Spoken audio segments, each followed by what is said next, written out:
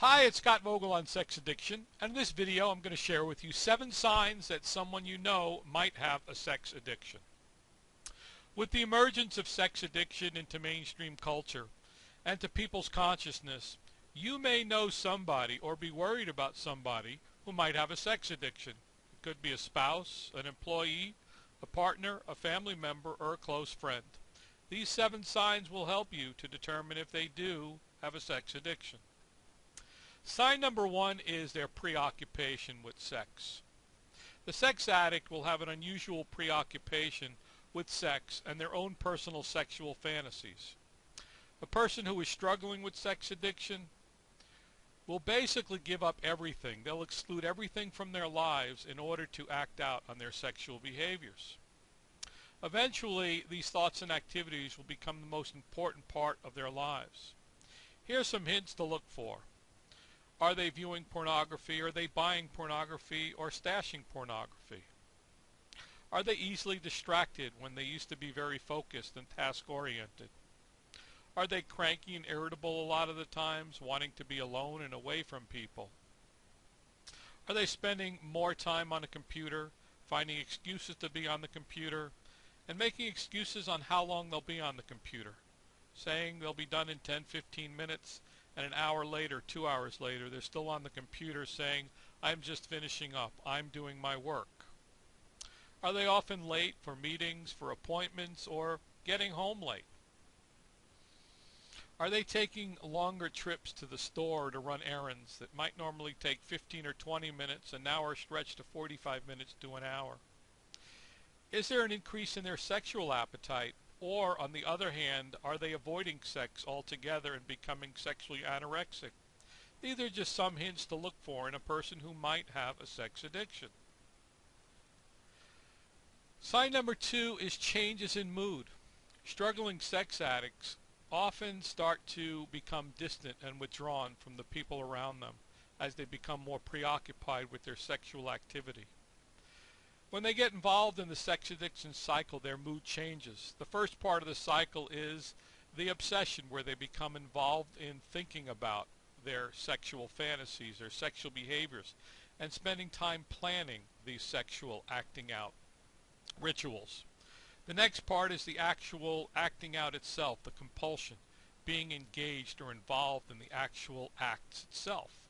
And the third part of the cycle is afterwards, when the chase is over, when the sexual ritual is finished, when the high of acting out is completed, when their fantasy has been fulfilled, then they feel the shame and the guilt after that. That leads them to feel bad, and they start all over again with the obsession to try and feel better and release those chemicals in the brain. And many sex addicts spend so much time in their sexual addiction that they don't eat right, their nutrition gets ruined, they get cranky, they lose sleep, and it starts to affect their health. The third sign is the reactionary responses from the sex addict. Individuals dealing with sex addiction go to great lengths to avoid being found out, and they develop elaborate defenses. They live their lives in secrecy. They don't want anyone to find out what they're doing. They become irritable and cranky because they're spending so much time in their addiction. They're in denial. If somebody questions them, they immediately deny that they're doing anything wrong or that they're acting out in their sexual behaviors. They fabricate. They make up stories. They make up lies. They have to cover their lives when they're acting out because it's too shameful for them to tell anybody. And they get angry. Once they're confronted, they will get angry because they don't want to admit that they have a problem and they don't want to give it up. Sign number 4 is sexual humor. A lot of sex addicts will tease and tell sexually oriented jokes. They'll also sexualize situations and find ways to sexualize a situation. And they'll also use double entendres. When a phrase has 2 meanings, they'll usually point out the sexual part of the meaning. Sign number 5 is inappropriate sexual behavior. These are usually much more easy to spot than some of the other signs. Again, a lot of sex addicts will tell sexually oriented jokes. Some are very touchy. They touch people in a way that just doesn't feel right. They let their hands rest a little bit too long on areas of a person's body that they shouldn't.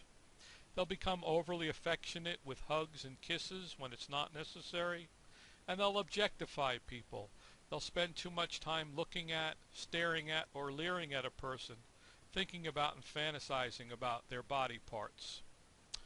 And for some, they will have increased sexual aggression, and others will become more demanding in their sexual needs. Sign number 6 is life difficulty. As the sex addiction progresses, addicts spend more and more time obsessing and compulsing and trying to obtain sex and spending time finding it and spending time in it. You'll also see decreased performance in their life, in their work, and in other areas of their life where they used to perform at a high level. They'll also have decreased energy from spending so much time in their acting out behaviors. A lot of people lose their jobs and a lot of time their income because they spend too much time on the computer acting out, or they get caught.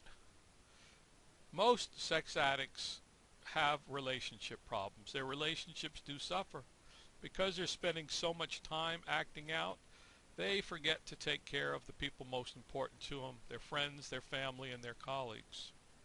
For those that are involved in illegal activities, they end up getting arrested, and following that, prison time. Sign number 7 is direct evidence. Eventually, as the disease progresses, you'll likely be faced with some kind of direct evidence of the problem the sex addict is experiencing. You'll find credit card bills that have charges that you may not recognize from online purchases. You'll find phone bills with the same types of purchases or 900 numbers or sex lines. You'll find pornographic materials on the computer or pornographic materials in the house or hidden. There'll be evidence of infidelity or suspicion of infidelity. There'll be unexplained time away from home or from work. There'll also be late nights working when it's not necessary to work late. And there'll be extended time on a computer, spending hours and hours when not necessary, and avoiding spending time with friends, family, and hobbies. So a review of the 7 signs that someone you know might have a sex addiction. The first is the preoccupation with sex to the exclusion of everything else. The second is changes in moods, cranky, irritable. The third are reactionary responses, the secrecy, the denial. The fourth is sexual humor, telling sexual jokes.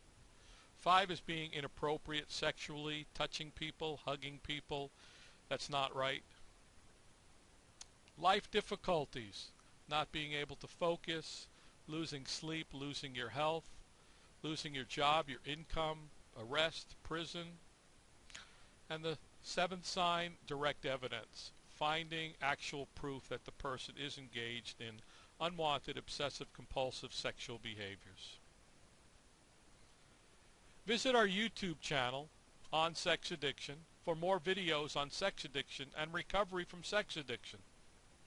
Go to www.onsexaddiction.com for articles, a free video explaining sex addiction, signs of sex addiction, the traumas of sex addiction, and a lot more information about sex addiction and recovery from sex addiction.